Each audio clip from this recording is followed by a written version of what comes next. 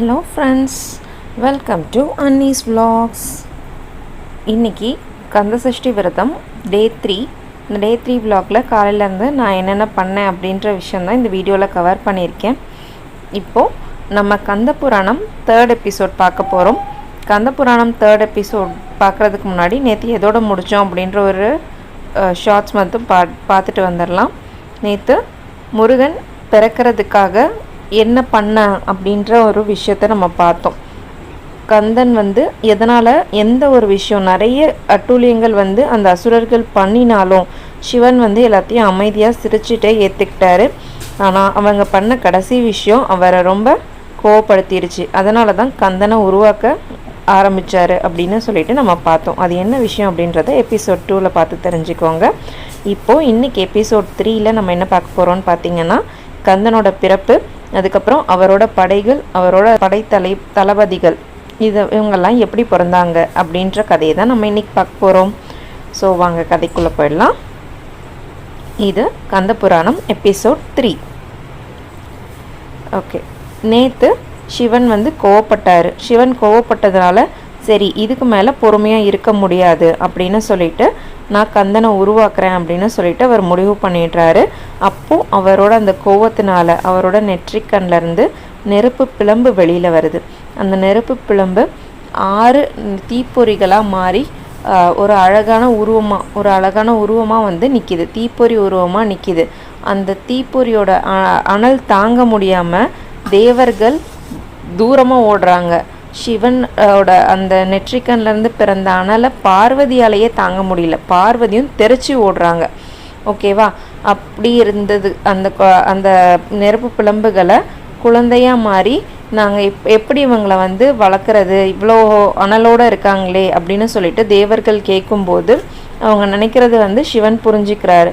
இவங்களை நான் இமயமலையில் இருக்கிற சரவண பொய்கையில் விட்டுடுறேன். சரவண பொய்கையில் இந்த குழந்தைங்க இருப்பாங்க, அவங்கள யார் வளர்க்க பிரியப்படுறீங்க அப்படின்னு சொல்லிட்டு சிவன் கேட்குறாரு. அப்படி கேட்கும்போது 6 ரிஷி பத்னிகள் நாங்கள் முன் வரோம் அப்படின்னு சொல்லிட்டு முன்னாடி வராங்க. ஸோ இந்த 6 குழந்தைகளையும் நீங்கள் போய் சரவண பொய்கையிலேருந்து எடுத்து வளர்க்க ஆரம்பிங்க அப்படின்னு சொல்லிட்டு சிவன் சொல்லி அனுப்பி வைக்கிறாரு. இப்போது இவங்க 6 பேரும் சரவண பொய்கைக்கு போகிறாங்க. போனால் அங்கே 6 குழந்தைகள் 6 தாமரைப்பூவில் அழகாக வீற்றிருக்காங்க. ரொம்ப லட்சணமாக சிரிச்ச முகத்தோட சந்தோஷமாக இருக்காங்க. அந்த குழந்தைங்களை பார்த்த உடனே இவங்களுக்கு தாய்மை உணர்வு தானாக பால் சுரக்குது. அவங்க பாலூட்டி சீராட்டி அந்த குழந்தைங்களை தங்களோட குழந்தைங்க மாதிரி வளர்க்குறாங்க. இப்போது இந்த குழந்தைங்களோட சுட்டித்தனம் அதிகமாயிட்டே போகுது. குழந்தைகள் வளர வளர தவழ்கிறாங்க, அதுக்கப்புறம் தளர் நடையிடுறாங்க, அதுக்கப்புறம் நல்லா ஓடி விளையாடுறாங்க. இந்த மாதிரி நிறைய விஷயங்கள் நடக்குது. இதெல்லாத்தையும் அவங்க பார்த்து ரசித்து அந்த குழந்தைங்கள வளர்க்குறாங்க. இப்படி கந்தன் வளர்றது 6 குழந்தை உருவில் வளர்றாரு. இது ஒரு பக்கம் போயிட்டுருக்கு. இப்போது சிவனோட அந்த நெற்றிக்கனோட அனல் தாங்காமல் ஓடினாங்க இல்லையா பார்வதி, அவங்க ஓடும்போது அவங்க எப்படி ஓடுறாங்கன்னா தலை தெறிக்க ஓடுறாங்க. அவங்க காலில் இருக்கிற சிலம்பில் இருக்கிற முத்தெல்லாம் பறந்து போய் விழுகிற அளவுக்கு ஓடுறாங்க, அவங்களால அந்த அனல் தாங்க முடியாமல். இப்போது அந்த சிலம்பில் இருக்கிற முத்துக்கள் எல்லாமே நவரத்தினங்களாக உருவெடுக்குது. அந்த நவரத்தினங்கள் 9 பெண்களாக மாறுறாங்க. அந்த 9 பெண்களும் சிவனை அப்படியே அன்போடு பார்க்குறாங்க. அப்படி அன்போடு பார்த்ததன் வெளிப்பாடாக என்ன நடக்குதுன்னா அவங்க கர்ப்பம் தரிக்கிறாங்க. இப்போது இந்த 9 பெண்களும் சிவனால் கர்ப்பம் தரிக்கிறாங்க அப்படின்றத பார்த்து பார்வதி தேவி கோவப்பட ஆரம்பிச்சிடுறாங்க. கோவப்பட்டு 10 மாதம் கடந்தோம் உங்களோட இந்த கர்ப்பம் நீடிச்சுட்டே இருக்கும் அப்படின்னு சாபம் கொடுத்துடுறாங்க. அதுக்கப்புறம் இவங்க போயிடுறாங்க.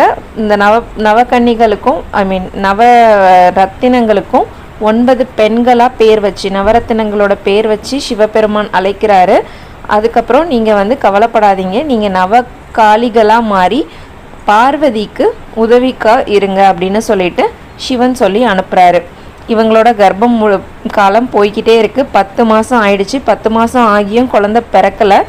அது ஏன்னா பார்வதியோட சாபம்னால 10 மாதம் கடந்ததுக்கப்புறம் இந்த பாரம் எங்களால் தாங்கவே முடியல அப்படின்ட்டு ரொம்ப கதறி வேர்த்து வழியிறாங்க. அந்த வேர்வை துளிகளில் இருந்து அம்மை அப்படின்றது வருது அவங்களுக்கு. அம்மை ரொம்ப பெருசாகி வெடித்து சிதறுது. அப்படி வெடித்து சிதற அந்த அம்மையிலேருந்து பல 1,00,000 குழந்தைகள் உருவாகிறாங்க. அந்த 1,00,000 குழந்தைகளை பார்த்து சிவன் வந்து சந்தோஷப்படுறாரு. தன்னுடைய குழந்தைகள் அப்படின்ற அந்த சந்தோஷம் அவர் கண்ணில் தெரியுது. இப்போது இந்த 1,00,000 பேர் யார் அப்படின்னு பார்த்தீங்கன்னா நம்மளோட தேவசேனாபதி முருகனோட படை வீரர்கள் இவங்க தான். சரிங்களா? முருகன் ஃபஸ்ட்டு பிறந்துட்டாரு. இப்போ அவருக்கு ஒரு படை வேணும் இல்லையா? சூரபத்மன் வதம் செய்கிறதுக்கு, சூரபத்மன் அவங்களோட சகோதரர்கள் எல்லாத்தையும் வதம் செய்கிறதுக்கு அந்த படைக்காக தான் இந்த திருவிளையாடல் வந்து சிவன் பண்ணி 1,00,000 படை வீரர்கள் ரெடி ஆயிட்டாங்க. இப்போது இந்த படைகளை தலைமை தாங்கி நடத்துறதுக்கு படை தலைவர்கள் வேணும் இல்லையா? அந்த படைத்தலைவர்கள் யாருன்னா இந்த நவகாளிகளோட வயிற்றில் இருக்கிற குழந்தைகள் தான். அந்த 9 குழந்தைகள் தான் இங்கே இவரோட படையை தலைமை தாங்க போகிற வீரர்களாக வரப்போகிறாங்க. இப்போது சிவன்கிட்ட போய் புலம்புறாங்க, எங்களால் முடியல அப்படின்னு சொல்லிட்டு.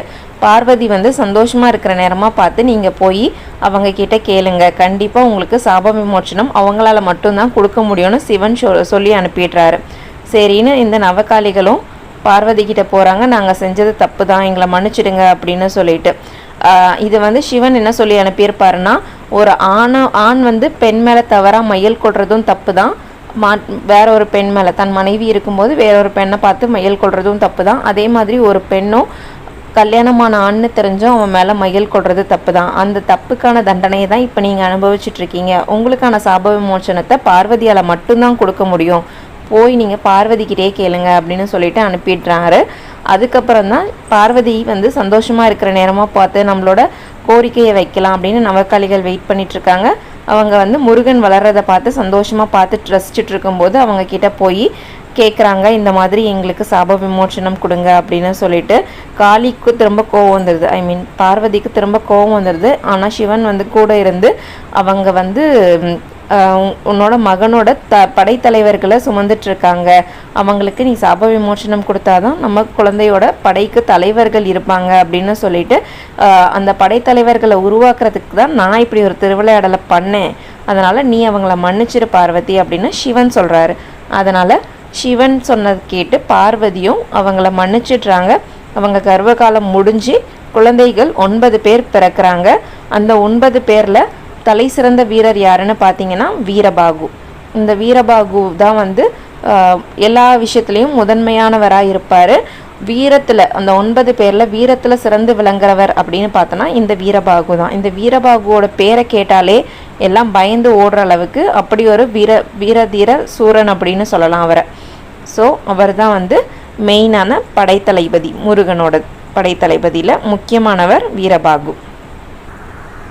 இப்போது நம்ம முருகனோட படைகள் ரெடி ஆகிட்டாங்க, தளபதிகளும் ரெடி ஆகிட்டாங்க. முருகன் என்ன பண்ணுறாரு நம்ம போய் பார்ப்போமா? முருகன் வந்து சந்தோஷமாக ஆடிப்பாடி ஜாலியாக விளையாடிட்டு இருக்கிறாரு. அவரால் என்னென்னலாம் சேட்டைகள் பண்ண முடியுமோ அவ்வளோ சேட்டைகளையும் பண்ணிகிட்ருக்கிறாரு. இதெல்லாம் பார்த்த சிவனும் பார்வதியும் மகிழ்ந்து போய் நாம் வந்து முருகனை நம்ம கூடயே கூட்டிகிட்டு வந்துடலாமா அப்படின்னு சொல்லிட்டு கேட்டுட்ருக்காங்க. சரின்னு 2 பேரும் முருகனை அவங்க கூடயே கூப்பிட்டுட்டு வர அந்த 6 குழந்தைகளை நோக்கி போகிறாங்க. சரவண பொய்கைக்கு போகிறாங்க. போயிட்டு அங்கே கார்த்திகை பெண்களை பார்க்குறாங்க. பார்வதி சொல்கிறாங்க, நீங்கள் எனக்கு என்னோட குழந்தைகளை கொடுத்துருங்க அப்படின்னு சொல்லிட்டு கேட்குறாங்க. கார்த்திகை பெண்களுக்கு கொஞ்சம் கஷ்டமாக தான் இருக்குது. இந்த 6 குழந்தைகளையும் பார்த்ததும் பார்வதிக்கு தாய்மை உணர்வு வந்து பால் சுரக்குது. அந்த 6 குழந்தைகளும் சந்தோஷமாக பார்வதி கிட்ட பால் குடிச்சு விளையாடிட்டு இருக்கிறாங்க. அப்போது அவங்களோட அந்த சுரந்த பாலில் சில துளிகள் வந்து அங்கே இருக்கிற குளத்தில் விழுகுது. அந்த குளத்தில் சாபம் பெற்றிருந்த ரிஷி முனிவர்கள் வந்து தவசீலர்கள் வந்து இருக்காங்க. அவங்க சாப விமோச்சனம் அடைஞ்சு அவங்க நார்மல் மனுஷங்களாக மாறுறாங்க. அப்படி மாறினதுக்கப்புறம் அவங்க வந்து கந்தனை ஆசிர்வதிக்கிறாங்க. இந்த 6 குழந்தைகளையும் ஆசிர்வாதம் பண்ணுறாங்க. இது வந்து ரொம்ப ரொம்ப ரொம்ப முக்கியமான ஒரு ஆசிர்வாதமாக கருதப்படுது. ஏன்னா சின்ன குழந்தைங்களுக்கு பெரியவங்க மனசார பண்ணுற ஆசிர்வாதம் அப்படின்றது வந்து ரொம்ப பெரிய சக்தி வாய்ந்தது அப்படின்னு வந்து இந்த கதையில் நமக்கு சொல்கிறாங்க. சரி, இப்போ பார்வதி வந்து இவங்க கிட்ட குழந்தைங்களை கேட்குறாங்க. அந்த கார்த்திகை பெண்களுக்கு கஷ்டமாக போயிடுது. இருந்தாலும் வந்து வேறு வழி இல்லை, தாய் வந்து கேட்கும்போது நம்ம கொடுத்து தான் ஆகணும் அப்படின்ட்டு அவங்க சரின்ட்டு ரொம்ப சோகமான மனசோட கண்ணீர் விட்டுட்டு அந்த குழந்தைகளை அவங்க கிட்ட கொடுக்குறாங்க. அப்போது சிவன் என்ன சொல்கிறாருன்னா, நீங்கள் கஷ்டப்படாதீங்க, இது வந்து உங்களுக்கு கிடைச்ச ஒரு பெரிய சந்தோஷமான தருணம் அப்படின்னு சொல்லிட்டு சொல்கிறாரு. நீங்கள் 6 பேரும் கார்த்திகை பெண்கள் வந்து 6 பேரும் ஒன்றா சேர்ந்து கார்த்திகை நட்சத்திரமாக மாறுவீங்க அப்படின்னு சொல்லிட்டு சிவன் வந்து வரம் கொடுக்குறாரு. ஸோ அந்த 6 கார்த்திகை பெண்களும் கார்த்திகை நட்சத்திரமாக மாறிடுறாங்க. உங்களோட பெயர்களால் என்னோட மகனான முருகன் வந்து கார்த்திகேயன் அழைக்கப்படுவான் அப்படின்ற அந்த விஷயத்தையும் அவங்களுக்கு சொல்லி அவங்கள மகிழ்ச்சிப்படுத்தி அவங்கள அனுப்பி வச்சிடுறாரு. இப்போது கைலாயத்துக்கு முருகன் மொத்தமாக வந்து சேர்றாரு, 6 குழந்தையா வந்து சேர்றாரு. அதுக்கப்புறம் இவங்க ஒன்றாக்குறாங்க. அப்போது ஒன்றாக்குனதுக்கப்புறம் 6 தலை 12 கையோட முருகனை வந்து உருவாக்குறாங்க. உருவாக்கினதுக்கப்புறம் முருகன் வந்து சின்ன வயசுக்கே உரிய அந்த சுட்டித்தனங்களோட ஜாலியாக விளையாடிட்டுருக்கிறாரு. விளையாடிட்டுருக்கும்போது பார்த்திங்கன்னா அவர் முதலைகளை பிடிச்சி விளையாடுறது என்ன, திமிங்கலங்கள், இந்த மாதிரி ஆமைகள் எல்லாத்தையும் பிடிச்சி விளையாடுறது, மலைகளை உருட்டி விட்டு விளையாடுறது, இந்த மாதிரி பல சேட்டைகள் பண்ணுறாரு. எப்படி இப்போ ஒரு சின்ன குழந்தை வந்து ரொம்ப ஏழ்மையான நிலைமையில் இருக்கிற குழந்தை ஒரு பணக்கார வீட்டு குழந்தைய பார்த்தா அதுக்கு வந்து ஒரு பொறாமை உணர்ச்சி வரும் இல்லையா. நம்மளும் அவனும் ஒரே வயசில் தான் இருக்கும், ஆனால் வந்து நம்ம கிட்ட இருக்கிறத விட அவன்கிட்ட நிறைய இருக்கே அப்படின்னு தோணும் இல்லையா. அதே மாதிரி முருகன் கிட்ட இவ்வளோ சின்ன குழந்தையான இவனுக்கு இவ்வளோ வந்து வசதிகள் செஞ்சுருக்காங்க, இவ்வளோ வந்து ஆசிர்வதிக்கப்பட்டவனாக இருக்கானே, இவ்வளோ சக்திகளோடு இருக்கானே அப்படின்னு தேவர்கள் பொறாமப்பட ஆரம்பிச்சிட்டாங்க. இந்திர தனுசு இருக்கு இல்லையா, அந்த தனுசு வந்து அந்த வானவில் ஷேப்பில் இருக்க அந்த வானவில் மேலே ஏறி உட்காந்து ஊர்வலம் போகிறது என்ன, வர்றது என்ன, அதுக்கப்புறமா வந்து இந்த மாதிரி நிறைய சேட்டைகள் பண்ணிகிட்டு இருக்கிறதுனால தேவர்கள் எல்லாம் பொங்கி எழுந்துடுறாங்க. பொங்கி எழுந்து போய் என்ன பண்ணலாம் அப்படின்னு கேட்குறதுக்காக சிவபெருமான் கிட்ட போகலான்னு போகிறாங்க. கைலாயத்துக்கு போயிட்டு வராங்க. கைலாயத்துக்கு போயிட்டு வரும்போது ஸோ இதை பார்த்து பொறாமப்பட்ட தேவர்கள் எல்லாம் கைலாயத்துக்கு போய் நம்மளோட முருகன் கிட்ட சண்டைக்கு போகிறாங்க. நீ வந்த வேலை என்ன, பார்த்துட்ருக்கிற வேலை என்ன. அவங்க போய் சண்டை போடும்போது மேருமலையில் இருக்கிற அந்த முகடுகளெல்லாம் கிள்ளி அவர் சின்ன சின்ன கையால் கிள்ளி உருட்டி விட்டு விளையாடிக்கிட்டு இருக்கிறாரு. நான் என்ன பண்ணேன், நான் என் குழந்தை விளையாட்டை நான் விளையாடிட்டு இருக்கேன் அப்படின்னு சொல்லிட்டு சொல்கிறாரு முருகன். நீ வந்து எங்களோட ஆயுதங்களெல்லாம் வந்து வீண் பண்ணிக்கிட்டு இருக்க, எங்களோட ஆயுதங்களெல்லாம் மதிக்காமல் நீ அதை வந்து மோசமாக வச்சு விளையாடிக்கிட்டு இருக்க. நீ உன்னை எதுக்காக ஆக்சுவலி படைச்சாங்க, சூரபத்மனை அழிக்கிறதுக்கு தானே, அதை நீ செஞ்சியா, அதை செய்யாமல் மற்ற எல்லா வேலையும் பண்ணிக்கிட்டு இருக்க அப்படின்னு சொல்லிட்டு கம்ப்ளைண்ட் பண்ணுறாங்க. நீங்கள் ரொம்ப அதிகமாக பேசுகிறீங்கன்ட்டு கோவம் வந்துடுது முருகனுக்கு. நான் வந்து என்னோட வேலையை தான் பார்த்துட்ருக்கேன், என்னோட குழந்தை பருவத்தில் நான் என்னென்ன பண்ணணும்னு நினைக்கிறேனோ அதெல்லாம் நான் பண்ணிகிட்ருக்கேன் அப்படின்னு சொல்லிட்டு அவர் சொல்கிறாரு. ஆனாலும் இவங்க ஒத்துக்காமல் சண்டை போட்டுகிட்டே இருக்கிறதுனால அவர் வந்து வெகுண்டெழுந்து போய் அவரோட 6 முகத்தையும் 12 கையையும் வச்சு விஸ்வரூப காட்சியில் வந்து நிற்கிறாரு. அந்த விஸ்வரூபத்தை பார்த்து பயந்து போயிடுறாங்க நம்மளோட தேவர்கள். அந்த விஸ்வரூபத்தை பார்த்த தேவர்கள் வந்து கண்டிப்பாக சூரபத்மன் கிட்ட இருந்து இவரால் மட்டும்தான் நம்மளை காப்பாற்ற முடியும் அப்படின்னு நம்புகிறாங்க. அதுக்கப்புறம் அந்த நம்பிக்கையோட அவங்க மகிழ்ச்சியாக போயிடுறாங்க. இதுக்கப்புறம் நாங்கள் உங்களை வந்து தொந்தரவு பண்ண மாட்டோம் அப்படின்னு சொல்லிட்டு போயிடுறாங்க. இதையெல்லாம் பார்த்துட்ருக்காரு சிவபெருமானும். இந்த சிவபெருமான் வந்து நாரதரை கூப்பிட்டு நீ ஒரு யாகத்துக்கு ஏற்பாடு பண்ண அப்படின்னு சொல்கிறாரு. எதுக்காக யாகம் அப்படின்னு சொல்லிட்டு நாரதர் கேட்குறாரு. நீ போய் யாகத்துக்கு ஏற்பாடு பண்ணி யாகம் செய்ய, நான் வந்து அதுக்கான காரணத்தை சொல்கிறேன் அப்படின்னு சொல்லிட்டு சிவபெருமான் நாரதரை அனுப்பி வச்சுறாரு. சரி, நமக்கு ஒரு விஷயம் வேலை கிடச்சிருச்சு அப்படின்னு சொல்லிட்டு நாரதரும் போகிறாரு. இந்த திருவிளையாடலை சிவபெருமான் எதுக்காக பண்ண போகிறாரு அப்படின்னு பார்த்தீங்கன்னா, எப்படி சிவனுக்கு ரிஷப வாகனம் இருக்கோ அதே மாதிரி வந்து முருகனுக்கு ஒரு வாகனம் தேவை அப்படின்றதுக்காக இந்த திருவிளையாடலை அவர் செய்கிறார். இவங்க போய் யாகம் பண்ணுறாங்க. யாகம் பண்ணும்போது யாகத்துக்கு தேவையான பசுமாட்டை வந்து நாரதர் பிடிச்சிட்டு வராரு. அந்த பசுமாடு வந்து திடீர்னு அலற ஆரம்பிச்சிருது, அலறி கத்துது. அது வந்து ஒரு குட்டி போடுது. ஆனால் அந்த குட்டியை பார்த்தா ஆடு மாதிரி இருக்குது, மாடு போட்ட குட்டி ஆடு மாதிரி இருக்குது. அந்த ஆடு கட்டுக்கடங்காமல் ஓடி விளையாடி எல்லாத்தையும் தெறிக்க விட்டுட்டுருக்கு. அதுக்கு பெரிய கொம்பு இருக்குது. அதை பார்த்து பயந்து எல்லாரும் தெரிச்சு ஓடுறாங்க. தேவர்கள் எல்லாம் தெரிச்சு ஓடுறாங்க. அஷ்ட திக்குகளையும் வந்து தாங்கி பிடிக்கிற அந்த அஷ்ட திக்கஜங்கள் அப்படின்னு சொல்கிற அந்த யானையவே போய் இந்த ஆடுங்க சீண்டி விட்டுடுது. ஆடுங்க சீண்டி விட்டுறதுனால அந்த தாங்கி பிடிக்க முடியாமல் அந்த யானைகள் வந்து விடுறதுனால பேலன்ஸ் சமநிலை மிஸ் ஆகுது. சமநிலை மிஸ் ஆகிறதுனால கண்ணா பின்னான்னு பிரளயங்கள் வந்து நடக்குது. இப்போது இந்த ஆட்டை வந்து கண்ட்ரோல் பண்ணுற வேலை யார்கிட்ட வருதுன்னா வீரபாகு இதெல்லாம் பார்த்துட்டு போய் நம்ம முருகன் கிட்ட சொல்கிறாரு, இந்த மாதிரி இந்த ஆடு இவ்வளோ பஞ்சாயத்து பண்ணிகிட்ருக்கு அப்படின்னு சொல்லிட்டு. சரின்னு நான் வந்து பார்க்குறேன் அப்படின்னு சொல்லிட்டு முருகன் கிளம்பி வராரு. முருகன் கிளம்பி வந்து பார்க்குறாரு, அந்த ஆடு அவரை பார்த்த உடனே அவர்கிட்ட வந்து சரணடைஞ்சு உட்கார்ந்துருது. அவர் தான் வந்து அவ்வளோ பொலிவோட அருள் நிறைஞ்ச முகத்தோட வந்து இருக்கிறத பார்த்த உடனே அந்த ஆடு யாருக்கும் அடிப்பணியாத அந்த ஆடே அடிப்பணிஞ்சிருது. அப்போ வந்து நான் உன்னை என்னோட வாகனமாக ஏற்றுக்கிறேன் அப்படின்னு சொல்லிட்டு முருகன் வந்து சொல்கிறாரு. ஸோ இந்த திருவிளையாடல் வந்து சிவபெருமான் நிகழ்த்தினதுக்கான காரணம் வந்து ஒரு மேஷ வாகனம் வந்து முருகனுக்கு கொடுக்கறதுக்காக. ஸோ இப்போதைக்கு ஆடு தான் அவருடைய வாகனம்.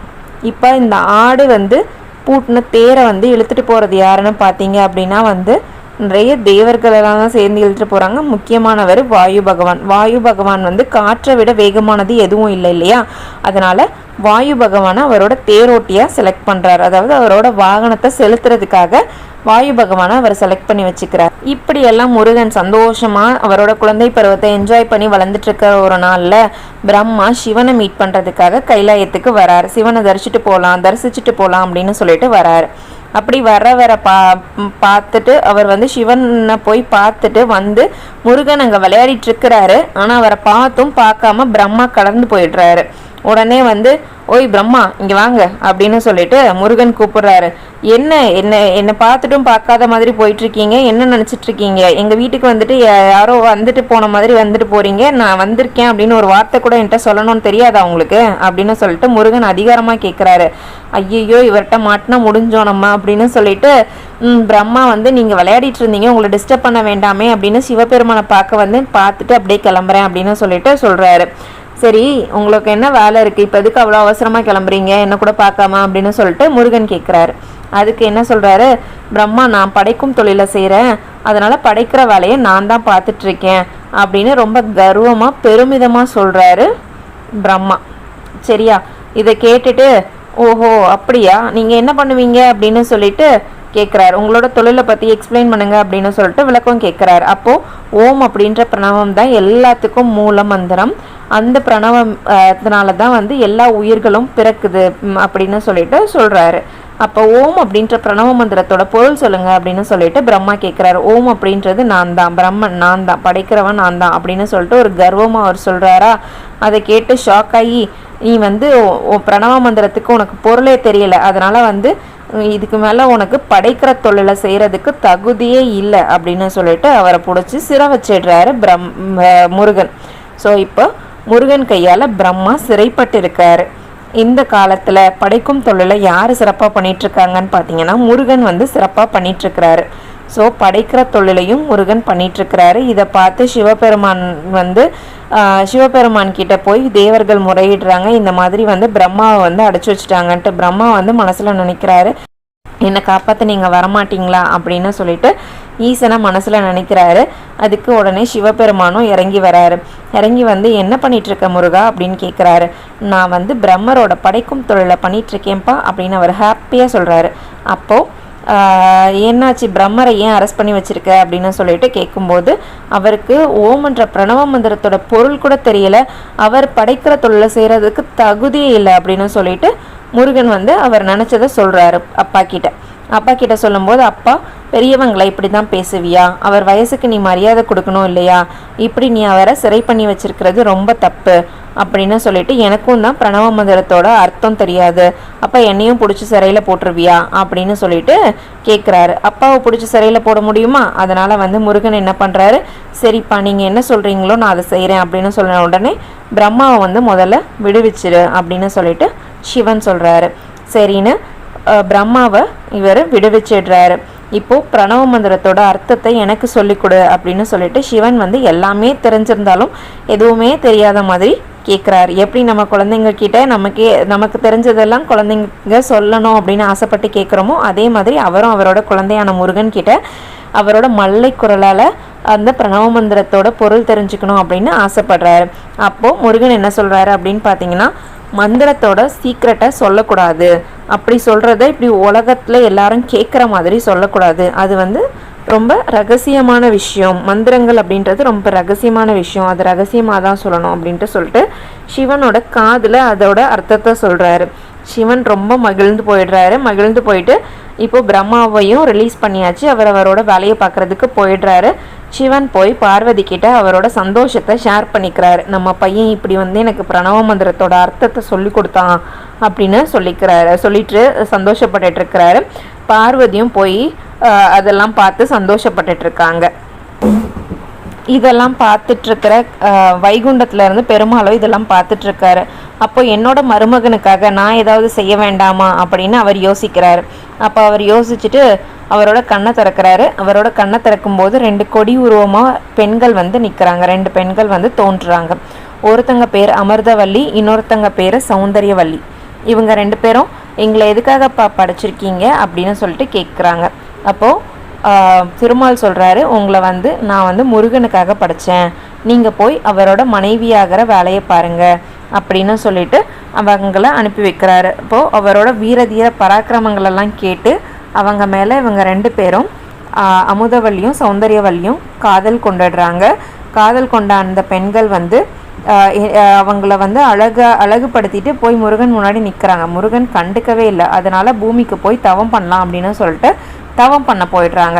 தவம் பண்ண போன பெண்கள் அவங்க 2 பேரும் கடும் தவம் புரிகிறாங்க. முருகப்பெருமான் அவங்களோட தவத்துக்கு பதில் கொடுக்கணும் அப்படின்றதுக்காக வராரு. நீங்கள் 2 பேரும் எதுக்காக என்னை நோக்கி தவம் பண்ணிகிட்ருக்கீங்க அப்படின்னு முருகன் கேட்குறாரு. அதுக்கு இவங்க 2 பேரும் சொல்கிறாங்க, நாங்கள் 2 பேரும் உங்களை கல்யாணம் பண்ணிக்கணும் அப்படின்னு ஆசைப்படுறோம் அப்படின்னு சொல்லிட்டு முருகன்கிட்ட சொல்கிறாங்க. அப்படின்னு சொல்ல வராங்க. ஆனால் முருகனோட அழகை பார்த்து மெய் மறந்து நின்றுடுறாங்க. ஆனால் அவங்க சொல்ல வர்றது முருகனுக்கு புரிஞ்சிருது, தெரியுது நீங்கள் என்ன சொல்ல வரீங்கன்ட்டு. ஆனால் சிவன் என்னை படைச்சதுக்கான காரணம் உங்களை கல்யாணம் பண்ணிக்கிறது இல்லை, நான் அந்த அசுரர்களை அழிக்கணும் அப்படின்றதுக்காக தான் சிவன் என்னை படைச்சிருக்காரு. அதனால் அந்த விஷயத்தை நான் செய்கிறதுக்கு முன்னாடி வேறு எதையும் செய்ய மாட்டேன். அதுவும் இல்லாமல் காதல் திருமணம் அப்படின்ற ஒரு விஷயத்துக்கு பெற்றோர்கள் சம்மதம் கண்டிப்பாக தேவை. அதனால் என்னோட பெற்றோர்களும் உங்களோட பெற்றோர்களும் சம்மதம் கொடுக்குற வரைக்கும் நீங்கள் வெயிட் பண்ணணும். அது வரைக்கும் அமிர்தவல்லி நீ போய் தேவேந்திரன் மகளாக வளரணும் அப்படின்னு சொல்லிட்டு சொல்கிறாரு. அதே மாதிரி சௌந்தரியவல்லி நீ போய் சிவமுனிவரோட மகள் வள்ளியா நீ பிறந்து வளரணும் அப்படின்னு சொல்லிட்டு சொல்கிறாரு. சூரபத்மன் வதம் முடிஞ்சதுக்கப்புறம் நான் உங்கள் 2 பேரையும் கல்யாணம் பண்ணிக்கிறேன் அப்படின்னு சொல்லிட்டு முருகன் அனுப்பி வச்சிடுறாரு. ஸோ இதுதான் சூரபத்மன் வதம் முடிஞ்சதுக்கப்புறம் முருகன் திருக்கல்யாணம் அடுத்த நாளே ஏன் நடக்குது அப்படின்றதுக்கான காரணம். ஸோ இப்போ நம்ம முருகனோட பிறப்பு, அவரோட சின்ன குழந்தையான சேட்டைகள், அதுக்கப்புறம் அவர் எப்படி அவரோட ஆளுமை, அவரோட பவரை தேவர்களுக்கு ப்ரூவ் பண்ணுறாரு, அவங்களோட பொறாமையை தூண்டிவிட்டு அப்படின்றது, அதுக்கப்புறம் எப்படி படைக்கும் தொழிலை சிவன் பிரம்மர்கிட்ட இருந்து பிடுங்கி இவர் பண்ணிட்டு இருந்தாரு அப்படின்ற எல்லா விஷயத்தையும் நம்ம இந்த கதையில் பார்த்தோம். இதோட எபிசோட் 3 நான் கம்ப்ளீட் பண்ணிக்கிறேன். நாளைக்கு எபிசோட் 4 நம்ம பார்க்கலாம். எபிசோட் 4ல் ஒரு அசுரர்களோட வதம் எப்படி பண்ணுறாரு, முதல்ல யார் அழிக்க போகிறாரு அப்படின்ற எல்லா விஷயமும் நம்ம அதில் பார்க்கலாம். இப்போது இந்த vlog-ஐ இவ்வளோ பொறுமையாக கேட்டதுக்கு பார்த்ததுக்கு ரொம்ப நன்றி. என்னோட வாய்ஸ் ஓவர் பிடிச்சிருந்துச்சு அப்படின்னா, இந்த கதை உங்களுக்கு பிடிச்சிருந்துச்சு அப்படின்னா கண்டிப்பாக என்னோட வீடியோவை லைக் பண்ணுங்கள், என் சேனலை சப்ஸ்கிரைப் பண்ணிக்கோங்க, உங்கள் ஃப்ரெண்ட்ஸ் அண்ட் ஃபேமிலிக்கும் ஷேர் பண்ணுங்கள். இதே மாதிரி வீடியோஸ் உங்களுக்கு கண்டிப்பாக வேணும் அப்படின்னு நினச்சிங்கன்னா கண்டிப்பாக ஒரு கமெண்ட் பண்ண மறந்துடாதீங்க. Thank you so much friends. Bye பாய்.